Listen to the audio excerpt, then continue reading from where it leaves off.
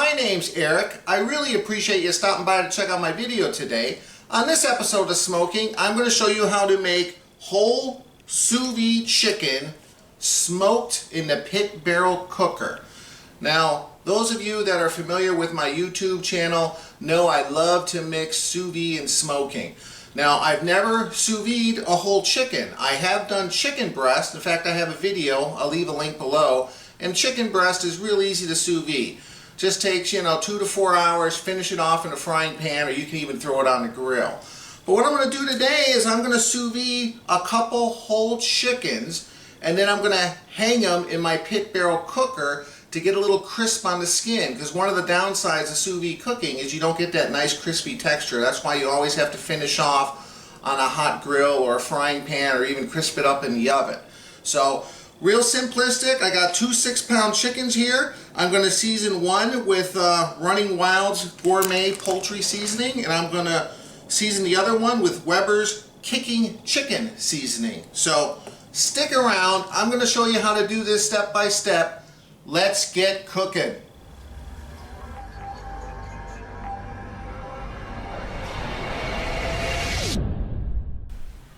Alright, the first thing you want to do, take the chickens out, rinse them off really well. Now for sous vide cooking, you can't really sous vide the whole chicken. The problem is there's a big air cavity inside the chicken, and if you try to put a whole chicken in a bag, you're going to have this air cavity where you're not going to have the hot water of the sous vide bath actually cooking certain parts of the chicken, particularly inside, because of that air cavity. Now, I've heard people put a whole chicken, in a bag with some chicken broth, and that would be a way to get past that. But to me, that seems like a complete waste of time. The easiest thing to do is to either remove the backbone, which is called spatchcock. My friend Darren over at the Fire and Water Cooking channel just did a video showing you how to do that. I'll leave a link below. But what I did, instead of just removing the backbone, I also just cut through the breastplate here, so I have 4 half chickens. Now the reason I do this is A, it's easier to fit it in a standard food saver bag if you're just putting a half a chicken versus a whole chicken that's just had the backbone removed. Even though it's laying flat, it's going to be much more difficult.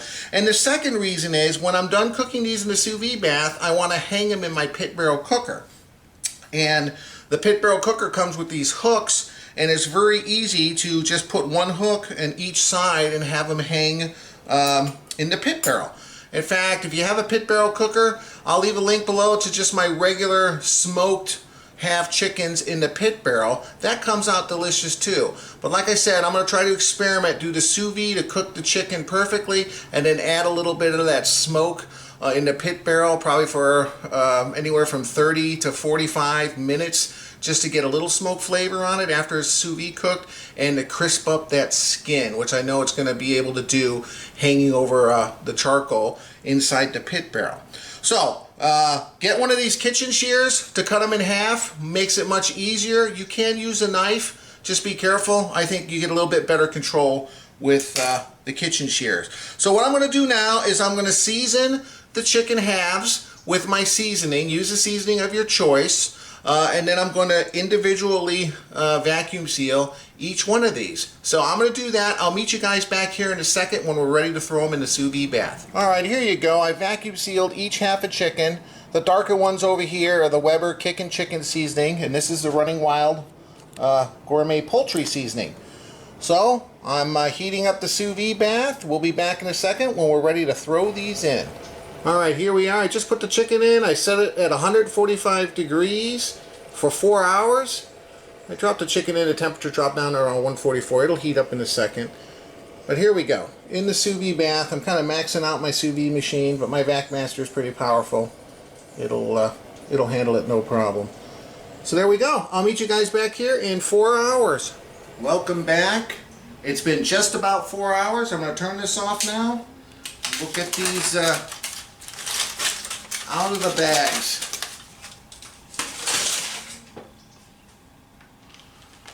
Now these things don't look that appetizing right now. They're kind of wet and soggy, but we're going to change that by putting them in the pit barrel cooker for a few hours. So there's the one. Alright. I'm going to take these out, I'm going to put them on a rack, dry them off with some paper towels, and we'll be back in a second when we're ready to put them on the pit barrel. See you in a few minutes. Alright, here we are. I dried them off real well.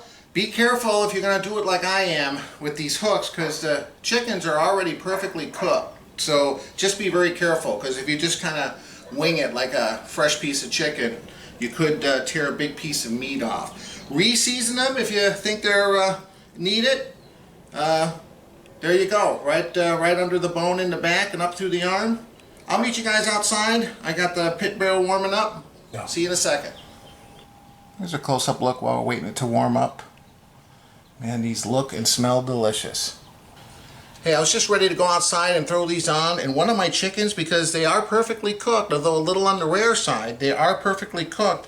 When I picked this one up with my hook, and it's just because I had a hard time placing it, this one piece kind of flipped open here, okay? And I'm afraid if I put it on like this, it's just going to fall into the coals. So if that happens to you, use one of your extra hooks and just swing it around like this, and stick it underneath the leg like so,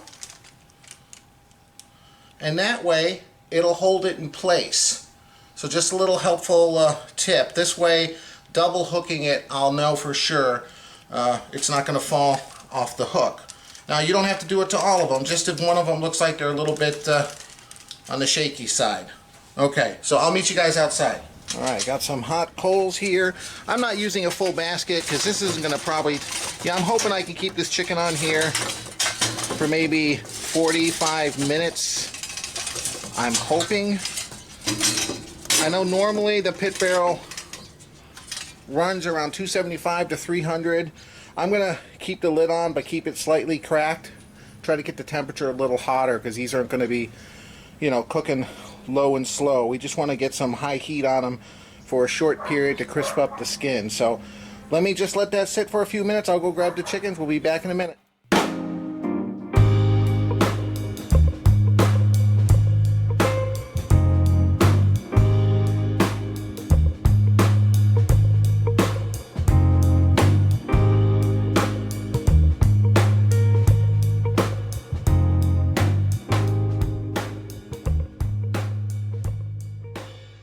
Right now I'm going to start the timer. Whoops, let's get into it. There we go. I don't want to get them higher than 155, maybe 160. Otherwise, if you get any higher, you kind of defeat the purpose. So what I'm going to do is I'm just going to kind of... Oops. I put some temperature. Definitely want to keep an eye on. I'm probably just going to keep it like this right now, just to try to get it hot. And I'm not going to walk too far away from this. I'm going to keep a good eye on it. One's 116, one's 99. So they're climbing fast, but I'll just keep an eye on it. Hopefully I can get a half hour at least on this. We'll see. We'll check back in a little bit. Hey, one thing I forgot. I'm going to throw a chunk of hickory wood in here. Forgot all about that.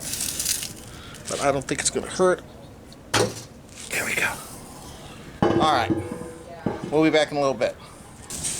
Alright, 27 minutes. It's getting dark in here. I didn't position this pit barrel close enough to my porch light here, so this might be the last time you see me outside, but almost a half hour, and yeah, they're both hovering just under 140. Just check these things out. Having this thing cracked a little bit, I've just been sitting out here enjoying a beer, seeing this nice steady smoke rolling, and I can hear this, listen for a second, the drippings going off. I mean, I've just been hearing all these juices drip down. I don't know how good you're going to be able to pick this up. The lighting's really bad. I apologize. But, yeah, you could definitely tell they're taking on some additional color. And it looks like the skin is getting nice and crisp. And like I said, just listen to those little drops of chicken juices that are flaring up and giving it a little bit more flavor and smoke. Yeah, keeping it cracked a little bit just keeps it hovering. I'm not quite sure what the temperature is, but it's definitely over 300. So, perfect. I'm going to see how much longer we can go. Yeah, I mean, And when they hit 155, the skin looks good, I'm taking them off. So hopefully another 15-20 minutes. Alright guys, here you are, 39 minutes. The beeper just went off on the one. I spot checked it. It's pretty much right on. The other one's approaching that. The skin looks great. The last few minutes here, I just take the lid off altogether. The fire really picks up full steam, and just listen to those sounds. It sounds so great.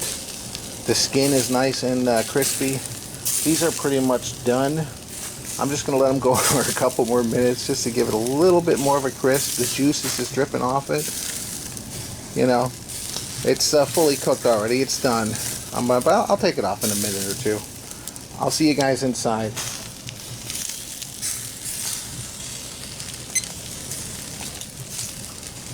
Alright, here we are. Look at how wonderful these look.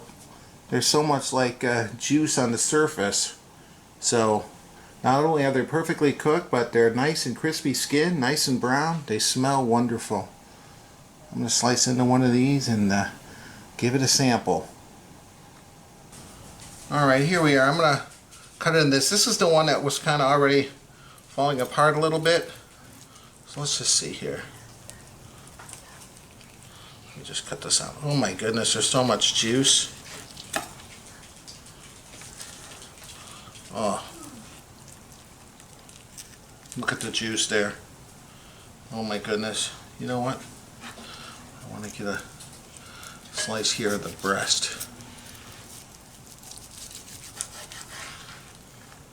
Oh my goodness, look at this.